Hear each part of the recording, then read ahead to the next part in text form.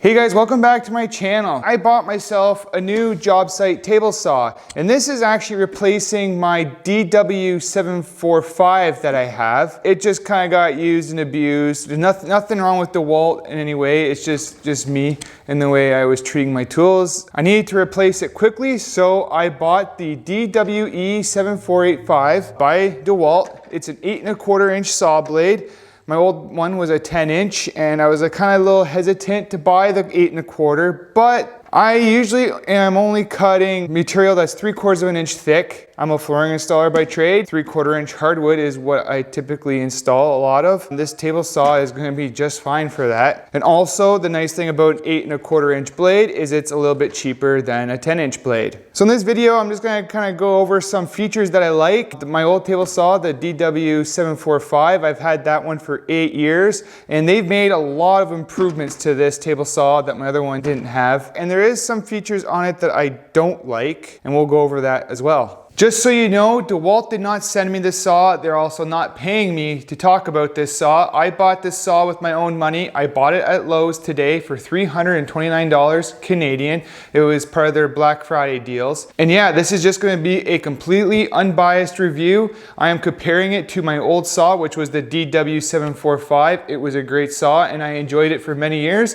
That is why I stuck with the DeWalt name and decided to go for their 8 1/4 inch sister to the big brother 10-inch saw. So just like any other DeWalt table saw, it comes with the rack and pinion slide, which is amazing. It's very accurate, and I checked it right out of the box and it's dead on. It didn't need any adjustment, so I'm quite pleased with that. And what I like about this fence versus my DW745 is that it goes all the way up to 24.5 inches. The DW745, it only went up to 16.5 inches. With this saw, you're gonna have no problem ripping 4x8 sheets of plywood right down the middle. While we're talking about the fence, my DW745, it didn't have this feature either, which was really nice. And it has 2 different settings on it for the fence. So this setting here will let you get right up to the blade, and then the max rip capacity on it is 20.5 inches. So in order to get an extra 4 inches out of the blade, what you do is you just undo this clip, and there's just one like this one on the back side of the fence. Lift it up, move it over, and then lock her down. And then you have a full 24.5 inches of rip capacity. Now when you have the fence all the way out at its max rip capacity, there's nothing here to support your material from flopping down. They included this clever little ledge that flips down to help give you support for that edge. They also included a spot for a push stick. My DW745 had this, and it was a great feature. I loved having that there. So everything you need for this saw has its own spot. Right here is where you keep your riving knife. Just spin that lever and it comes right off. Just pop it back on.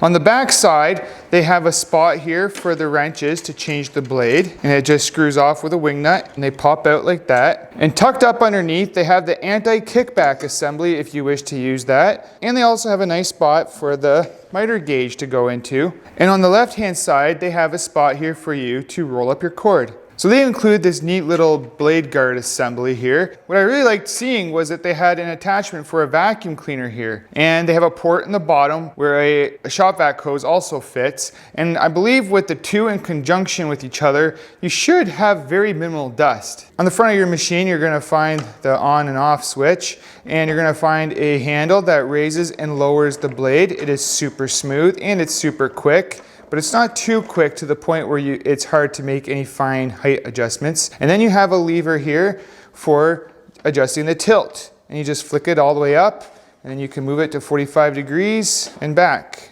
Since this has an 8 1/4 inch blade, you're not gonna get any crazy height out of the blade, but you do get a depth of cut of 2.5 inches. And the height of depth at 45 degrees is just 1.75 inches. So there's a feature here in particular that made me go ooh when I opened it all up. And it's this black canvas type material that's here and here. And then there's a piece of foam here as well. And what that does is it stops any sawdust from getting down and ruining the guide rails and the threads that help lower and raise the blade. Now my old DW745, it did not have this. And every once in a while I had to clean clean the rods and the threads because it would just get jammed up and I'd be fighting to raise and lower it. So I'm excited to see this. We'll see how well this holds up and how it works to keep the dust off. Only time will tell, but I think this is a great addition to this saw. This saw is great and all, but there's two things that I don't like about it and I wish they would have changed. The first thing I don't like about it is this fence,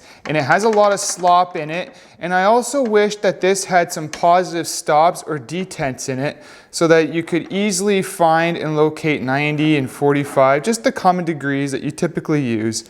I do like that they made this all out of metal. The old one I had, the DWE7485, it was made from plastic. But as you can see, it really glides super nice.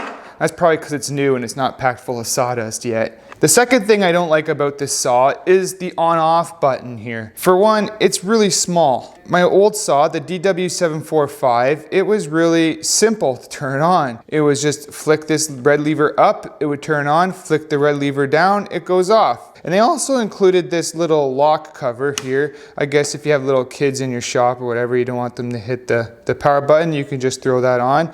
And it also looks like there's a spot here you could throw a rod through as well to lock that from going on. But I just wish they would have included their traditional switches with this rather than this.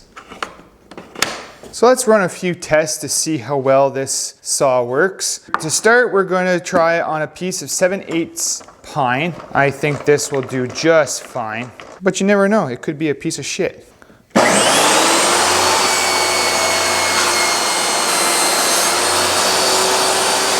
No issues there. Next up, I have a piece of hard maple, and it's 1.25 inches thick.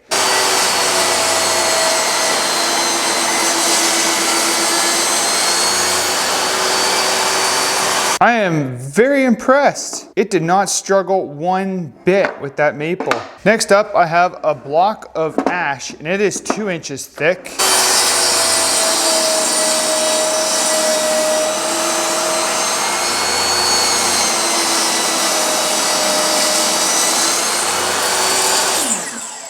Wow, no struggles there, not one bit. Lots of power in this little guy.